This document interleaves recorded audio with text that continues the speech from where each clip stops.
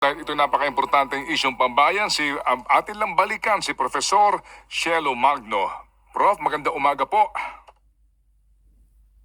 Wala lang po tayong audio, nakamute po yata tayo, Professor. Ayan. I-unmute lang po natin. Ayan, ayusin lang po natin yung audio ni Professor Shelo Magno. Kung matatandaan, nakausap po natin siya nito nakaraan tungkol po dito Kahapon. sa kanilang sulat kay Senator Grace po at sa iba pa, ukol nga po dito sa petisyon sana. Ay, ito na. Nagbabalik na po. Hello, magandang umaga po, Professor. Hi, magandang umaga, DJ Chacha. Good morning po, Ma'am. Manang Ted. Maraming salamat, Ma'am Shelo. Thank you again for being on the show. Diretso po tayo agad dito. Na-ratify na po, pinagtibay na po ng BICAM. Ito nga pong 2025. Nagtibay na po ng both houses of Both Congress. houses po. Okay, Opo, go ahead. ito pong 2025 budget at nakita po ngayon, usap-usapan na wala nga pong budget or subsidy para po dito sa PhilHealth. Zero subsidy po for PhilHealth. Ano pong reaksyon nyo dito? Tila hindi pinansin. Yun pong sulat ninyo. Hindi na nga po ito nakakalungkot. Ito po ay nakakagalit. Kasi malinaw na violation po ito ng mga batas natin at yung prinsipyo ba ng tinatawag nating Universal Health Insurance. Alam niyo po, katulad ng binanggit ko kahapon, may responsibilidad ang gobyerno na bayaran at mag-alat ng budget para subsidy, ng mga premium na mga kababayan nating mahihirap, senior citizens, PWD, para kabayaran po ng premium nila sa PhilHealth yan. Ngayon, kung hindi mag-aalat ng subsidy ang gobyerno, anong ibig sabihin po niyan? Ang mananagot ng gastusin ng PhilHealth para sa mga kababayan nating mga mahihirap ay mismong yung mga manggagawang Pilipino na nagbabayad ng PhilHealth. So nakaka-disappoint po talaga itong ginawa ng ating Kongreso na huwag bigyan ng budget para sa subsidy ang PhilHealth. Kanina po sa panayam namin kay Doc Israel Pargas, ina-assure naman po niya itong mga PhilHealth members, mapa-contributor, indirect contributor man yan, na hindi naman daw po maaapektuhan yung kanilang benepisyo na natatanggap at matatanggap pa sa PhilHealth. Totoo po ba ito, Professor? Ganun po ba talaga mangyayari? Yun po yung nakakalungkot dyan kasi sasabihin nila walang pagbabago. Wala nga pong magbabago kasi sa kasalukuyan disappointed na tayo do sa extent ng serbisyo na binibigay ng PhilHealth sa atin. Di ba? Marami pong kababayan natin ang nagsasabi na napakaliit ng benepisyong nakukuha natin sa PhilHealth. Ngayon, kung hindi bibigyan ng budget ang PhilHealth, yes, makukover pa rin po yan dahil ang mga manggagawa patuloy naman na nagbabayad ng premium sa PhilHealth. Pero nangangahulugan po na wala ring mangyayaring expansion sa mga benepisyo na tinatanggap natin sa PhilHealth. At ang nakakalungkot din po yan kasi itong mga senador natin sinasabi may 600 billion reserve fund ang PhilHealth. Pero pag tiningnan nyo yung mga financial documents ng PhilHealth, pag pinactor in po natin yung insurance liability ng PhilHealth, kulang na kulang pa po ang reserve fund. Ibig sabihin, kulang na kulang ang pondo ng PhilHealth kung babayaran pa nila yung mga utang nila at yung mga ina-anticipate na gastusin. Kaya talagang sobrang disappointing po yan dahil ang ibig sabihin yan, yung mga manggagawa, patuloy na magbabayad, patuloy na tutustusan yung gastusin ng PhilHealth at walang magiging malawakang pagbabago para mas maging maayos pa yung coverage at benepisyo ng PhilHealth para sa atin. Siguro maganda siya, maghingi lang tayo ng saklolo kay Professor para mas maintindihan natin. Ma'am, ano ho ba ang ibig sabihin nitong reserve fund ng PhilHealth? Itong sinasabi ni Senator Grace na 600 billion, sabi ng PhilHealth kanina, it's only 431 billion. Ano ho ba ito, ma'am? Alam niyo po kasi kailangan ang isang insurance company, halimbawa po itong PhilHealth ay isang government company na insurance ang trabaho.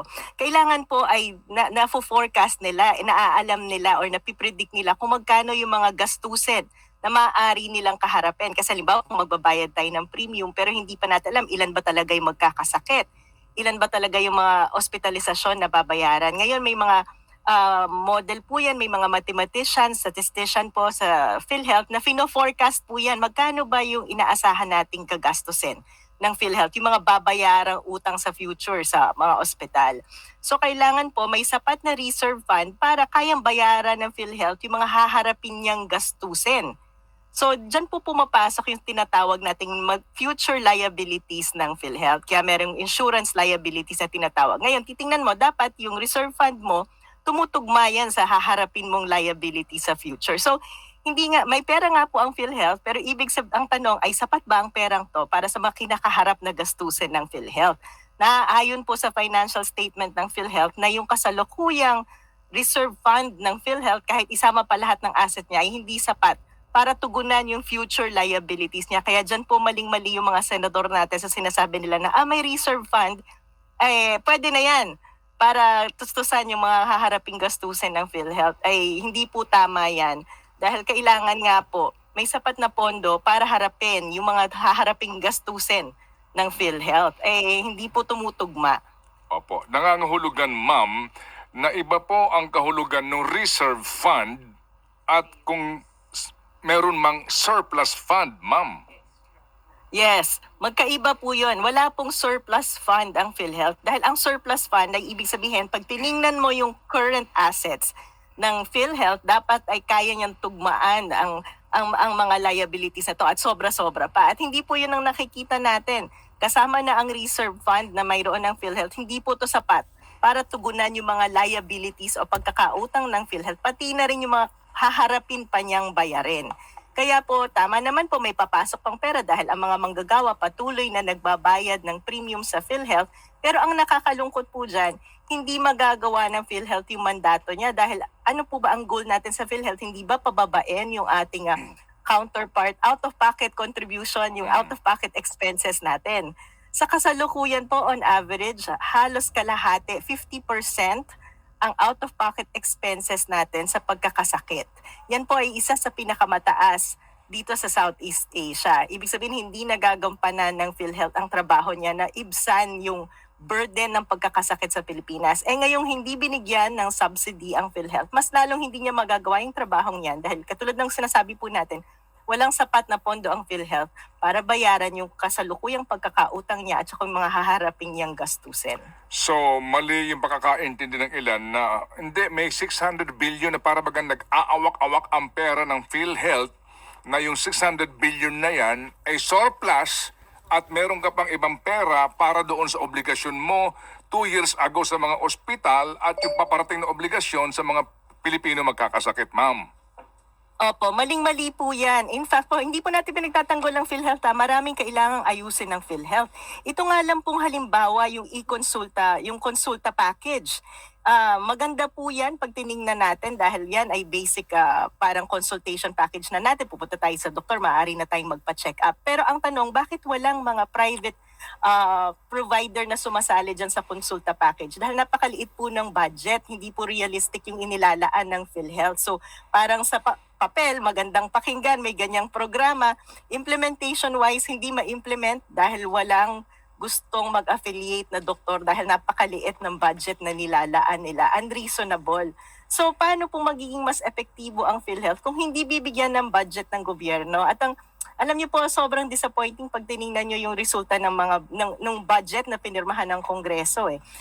Sinisira yung mga ganitong institusyon katulad ng PhilHealth at lalong pinalalaki yung mga programa na binabanggit ko kahapon na nagsusulong ng patronage politics na kung saan yung mga politiko sinasaksak yung sarili nila sa pagbibigay ng ayuda at tulong sa taong bayan. So very disappointing po talaga itong nangyari sa budget natin. Opo, disappointing to say the least, ma'am. Mamaya puntahan natin yung patronage politics fund na yan. Balikan ko lang po itong issue nga po sa PhilHealth.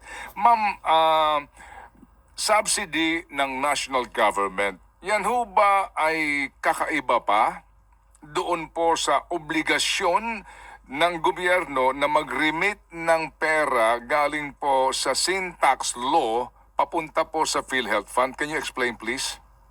Yan po yung isa sa dahilan na kinakagalit natin dahil ayon po sa batas natin, naka-earmark po, ibig sabihin automatically dapat inililipat sa PhilHealth yung share natin sa sin tax. Nakalagay po kasi sa sin tax law natin, 80% nung kalahati ng mga taxes na nakukolekta natin mula sa tobacco, alcohol products at sweetened beverage, automatically dapat yan ay inilalaan sa PhilHealth bilang pangbayad ng premium ng mga kababayan natin na walang trabaho, mga kababayan nating mahihirap, mga kababayan nating PWD at senior citizen. Ito po yung mga walang kakayahang magbayad ng premium.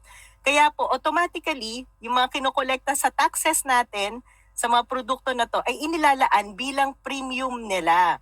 Bakit po nila kailangan ng premium? Kasi po kung magkasakit sila at wala silang kakayahang magbayad, i-cover po yan ng PhilHealth. Yan po yung tinatawag nating Social Health Insurance Program natin. Ngayon, itong budget na to, itong automatic na subsidiyan na to dapat na nanggagaling sa taxes natin, ito po yung hindi ibinigay ng Kongreso natin ngayon. Kaya nakikita po natin to na violation ng mga existing na batas. Kaya po kahapon binabanggit ko, kahapon nausapin lang natin, binabawasan yung budget eh. Ngayon hindi talaga binigyan ng budget, kaya talaga po tayo ay magtutungo muli sa Supreme Court para questionin itong ginawa ng Kongreso natin dahil naniniwala tayo na ito ay illegal at unconstitutional dahil binaviolate nito yung karapatan natin pangkalusugan at binaviolate nito yung batas ng universal healthcare at pati na rin ang sin tax law. Opo.